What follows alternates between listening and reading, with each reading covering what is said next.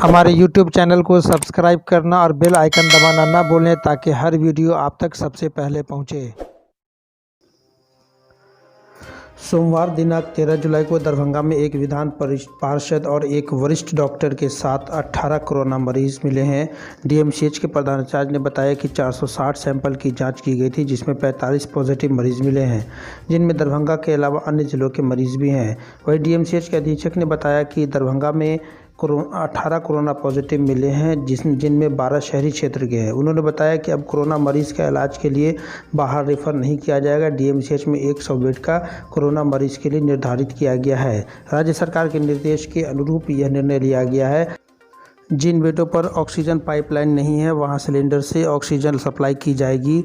वहीं 6 बेड का आइसोलेशन भी है, जिसमें सभी सुविधाएं वेंटिलेटर के साथ उपलब्ध है। सूत्रों की बात माने तो आज जो केस आया है उसमें एक दूल्हा दुल्हन और दूल्हे के पिता भी कोरोना पॉजिटिव पाए गए हैं। हाल ही में इनकी शादी हुई थी, जिसको लेकर शहरी क्षेत्र में हड़कंप मचा हुआ है। कल भी एक कोरोना पॉजिटिव मरीज की यहाँ मौत हुई है, फिर भी लोग मास्क के उपयोग में कोताही बरत रहे हैं। जिस तरह से यहाँ हर रोज़ पॉजिटिव केस मिल रहे हैं, उससे स्थिति भयावह होती जा रही है। वैसे आम लोगों की तरफ से लॉकडाउन लगाए जाने की मांग लगातार उठ रही है, लेकिन जिला प्रशासन ने कहा था कि बाढ़ को देखते हुए 13 जुलाई के बाद इस पर निर्णय लिया जा सकता है, लेकिन अभी तक लॉकडाउन की संभावना नहीं देखी जा रही है।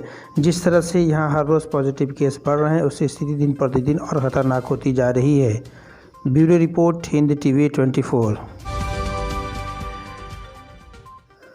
कोरोना वायरस संक्रमण महामारी फैलाव की रोकथाम के लिए सोमवार को नेशनल हेल्थ मिशन ई रूरल ह्यूमन वेलफेयर फाउंडेशन के तहत दवा का छिड़काव किया गया। सुपरवाइजर मोहम्मद अहमद खान ने बताया कि इस एनजीओ के द्वारा प्रखंड के वाजिदपुर पंचायत में सहायक थाना, बैंक ऑफ इंडिया, माऊ बेहट पंचायत भवन, बंदाज पंचायत भवन में दवा छिड़काव कर कार्य शुरू किया गया है।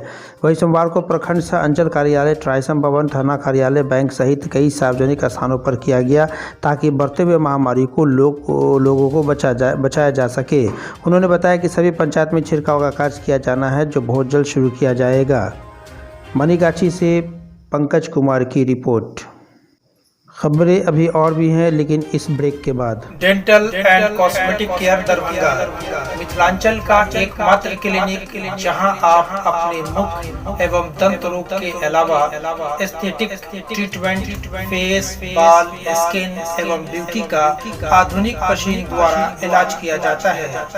यहां के डॉक्टर नवा इमाम, जिन्हें हेल्थ केयर अवार्ड 2020 से सम्मानित भी किया गया है, और साथ ही साथ दरभंगा के एकमात्र डेंटल, फेशियल, एस्थेटिक एवं लेजर सर्जन हैं, जिन्होंने बहुत ही कम समय में अपना एक ऊंचा मकाम हासिल किया है। अगर आप खूबसूरत दिखना चाहते हैं तो आपके लिए एस्थेटिक ट्रीटमेंट वरदान साबित होगा। यहाँ उपलब्ध सुविधाएं, सभी तरह की डेंटल सुविधाएं, फेस, बाल, स्किन, ब्यूटी ट्रीटमेंट, यहाँ परमानेंट फाउंडेशन, कील, मुहासे, छाई का इलाज, अनचाहे बालों को लेजर द्वारा हटाना, स्किन पॉलिशिंग, PRP थेरेपी, गंजापन का इलाज और भी बहुत सारी सुविधाएं उपलब्ध हैं। यहाँ का पता DS कॉम्प्लेक्स नियर मिल्लत कॉलेज मोड़, दरभंगा। Mobile number 622036873130। आप ऑनलाइन अपॉइंटमेंट भी ले सकते हैं। उसके लिए www.dentalcosmeticare.in पर विजिट कर सकते हैं। Dental and cosmetic care Darbhanga. बीते रविवार की शाम गश्ती के दौरान मनीगाछी थाना क्षेत्र के बंदात गांव निवासी राजनारायण गिरी के पुत्र मिथिलेश कुमार गिरी को गांजा के साथ मौके से गिरफ्तार कर सोमवार को जेल भेज दिया गया।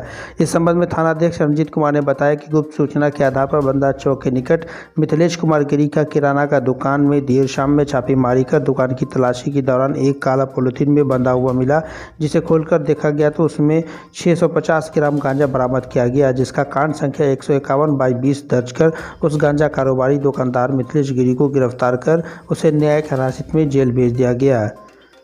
मनीगाछी से हिंदी टीवी 24 के लिए पंकज कुमार की रिपोर्ट।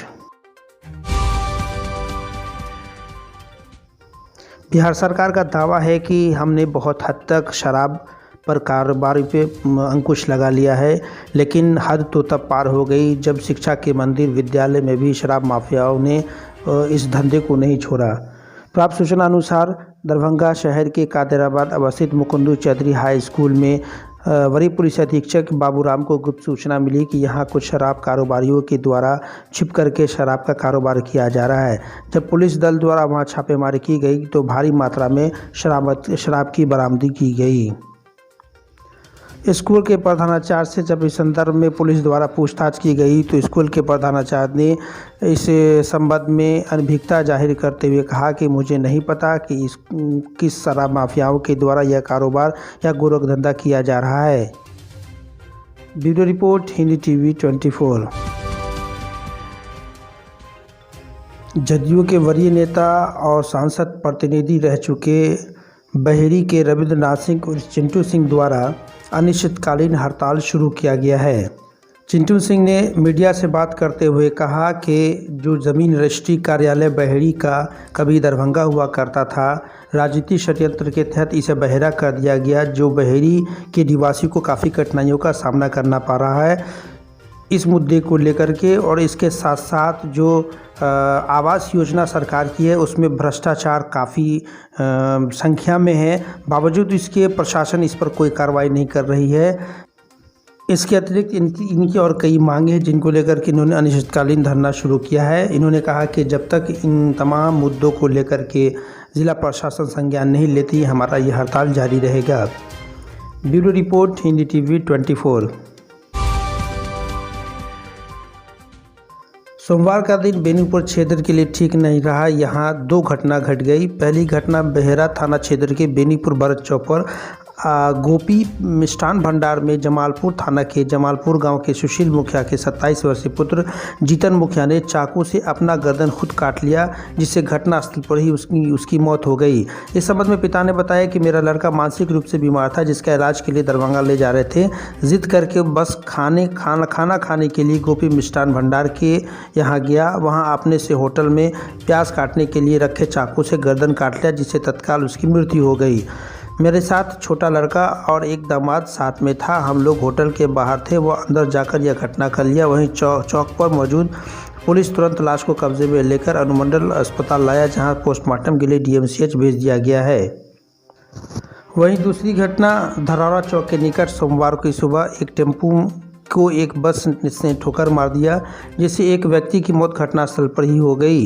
वहीं दूसरा व्यक्ति गंभीर स्थिति में डीएमसीएच भेज दिया गया। पुलिस सूत्रों के अनुसार एक टेम्पू और एक बस के बीच एक जोरदार टक्कर हुई। टेम्पू पे 2 लोग सवार थे। साथ बैठे लोग बहेड़ा थाना क्षेत्र के बलनी गांव निवासी रामू मुखिया के पुत्र नरेश मुखिया 18 वर्ष की मृत्यु घटनास्थल पर हो गई। वहीं चालक गांव के ही चंदन मुखिया 22 वर्षीय की हालत गंभीर देखते हुए बहेड़ा प्राथमिक स्वास्थ्य केंद्र में उपचार कर डीएमसीएच भेज दिया गया। बहेड़ा थाना पुलिस ने बस एवं क्षतिग्रस्त टेम्पो को अपने कब्जे में कर लिया। Bureau report, Hindi TV 24। Darbhanga समाहरणालय पूरी तरह से झील में बदल गया। यहाँ दरभंगा जिलाधिकारी के साथ साथ ज़िले के वरीय अधिकारी भी यहाँ बैठते हैं, उनका कार्यालय है। लेकिन तस्वीरों में जो नज़ारा आप देख रहे हैं वो किसी झील से कम नहीं है। अब आप ज़िला प्रशासन और नगर निगम की व्यवस्था का अंदाज़ा लगा लें कि जहाँ बैठने वाले वरीय अधिकारी अपने कार्यालयों को जलमग्न होने से नहीं बचा सकते, तो भला इस शहर की आम जनता, आम वासी का क्या हाल हो सकता है। ये तस्वीरें जो हम आपको दिखा रहे हैं, ये दरभंगा समाहरणालय के अंदर की तस्वीर है, जहां आम लोग को पानी हेल करके एक कार्यालय से दूसरे कार्यालय का चक्कर लगाना पड़ रहा है। हाकिमों और अधिकारियों की बात करें तो उनका क्या हाल होगा, इस बात का अंदाज़ा लगाया जा सकता है। हम अपने दर्शकों को बता दें कि अंग्रेज़ के ज़माने के बने हुए इस कार्यालय की उस समय काफ़ी ऊंचाई थी, लेकिन जैसे जैसे सड़क ऊंचा होता गया, ये कार्यालय नीचा होता चला गया।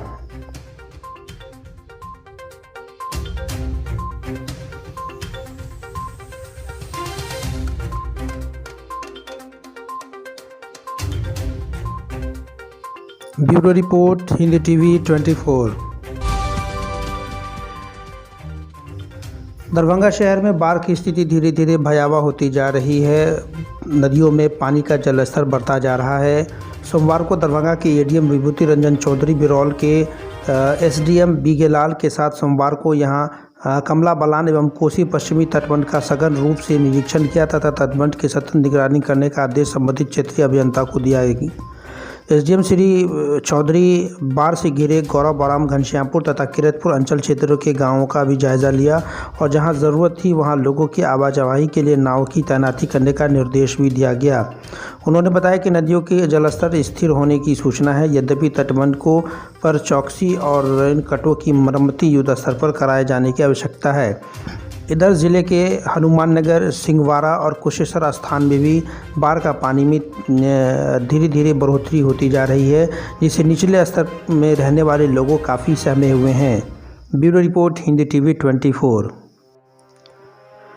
आज की खबर बस इतना ही। मुझे और मेरी टीम को दीजिए इजाज़त। कल कुछ नए खबरों के साथ फिर होगी आपसे मुलाकात। तब तक के लिए नमस्कार।